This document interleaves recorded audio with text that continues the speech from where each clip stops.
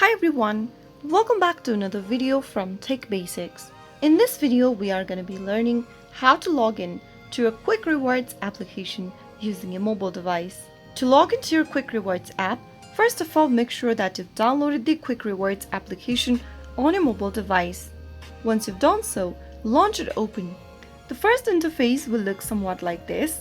To log into your existing account, tap on the login button in red. Once you do that, it'll take you to a website where you can easily log into your Kwik Rewards account.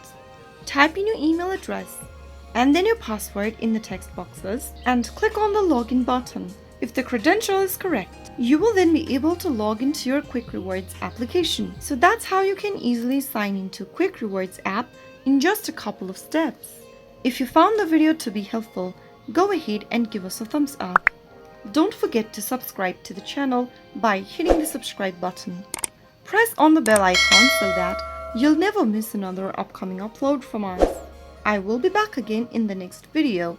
Thanks for watching.